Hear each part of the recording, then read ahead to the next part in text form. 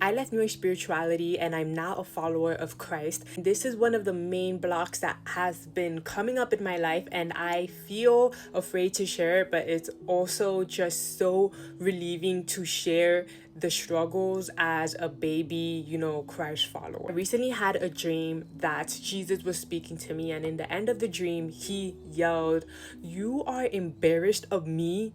Like, that was such a strong statement, and I immediately woke up because I was just so afraid, and I just denied it. I was like, no, like, I'm not afraid, I'm not embarrassed. But to be truthfully honest, I am, because following Jesus with open heart, open mind, and just saying it to the world out loud is actually not so socially acceptable. But what is socially acceptable these days is these quick new age spirituality practices and modalities and yogas and all these cute crystals that go against what God has written in the Bible and told us to do for our salvation, for being obedient, which is basically to negate, to reject witchcraft and worshiping things that don't actually have power. Like, you're giving your attention, your focus, your energy onto a crystal, a rock. Like, let's just think about that for a second. And it's so crazy how I find that to be less embarrassing than preaching Jesus and saying my truth, speaking my truth out loud, and saying that I am now following Jesus and he is my Lord and Savior, and I am not embarrassed. And yet, this is definitely a pushback, and I believe that it is the enemy trying to shame me, make me feel embarrassed, and that is just overall how society has been structured and set up to be. It's just so insane to me how whenever you hear somebody that is, outside of the Christian or Catholic religion, and you are seeing them being praised for their religion, for their, this kind of newness, right? In at least in the US. But when you hear somebody is, a Christ follower, they're like totally judging you. And I guess a part of me is afraid of being judged like that. I felt that I was actually part of a group. I felt like I belonged, and it was easier to connect with people because we're all like, hey, what's your horoscope? What's your human design? When were you born? And all these things that we believe creates more significance within us, which actually indirectly feeds pride, which unfortunately is what separates you from God. And I also noticed that completely ties into my old people-pleasing tendencies to belong, to feel a part of society and just my social circle, and to never stand out in a way that could actually be dangerous. And yet, part of the calling, part of being a follower of Christ, is to be bold.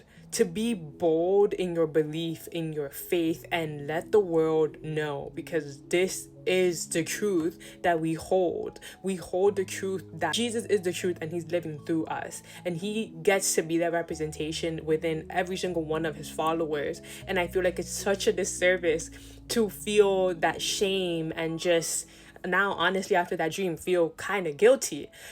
I've been preaching all of this new age spirituality practices like freely, and yet when it comes to Jesus, I'm resistant. So one of my favorite things to do to combat this is to do the opposite, is to quite literally make this a social experiment and go out and be bold, be proud, be loud, and quite literally trigger the heck out of myself, because it's one life to live, y'all, and we gotta save as many people as we can.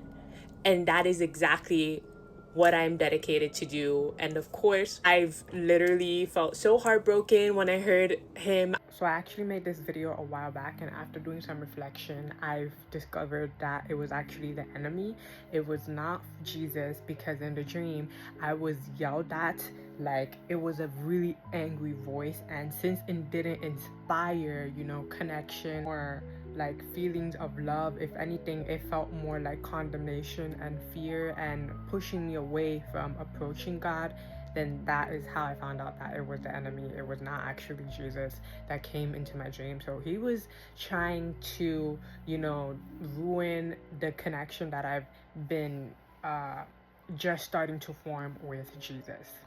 But even if it wasn't, it was definitely one of my fears that has been speaking out and just nagging at me. And I just wonder if a lot of people feel this. But even though I give myself, a little bit of time, because I feel like I'm still new to this and I'm still building faith. I'm still building connection. I'm still unlearning and processing everything that I've gone through. Know that guilt is not the way that God at least loves every single one of us and shouldn't be just the sole motivation. The sole motivation definitely to me has to be curiosity that builds love, that builds connection over time. And so I want to encourage anybody who feels this way, definitely go in with curiosity, because that is what will strengthen your relationship. The more that you go in and you ask and it is given, you will receive evidence of that, not just through what you receive, but the revelation, the love, the immense love that you will be washed with over time.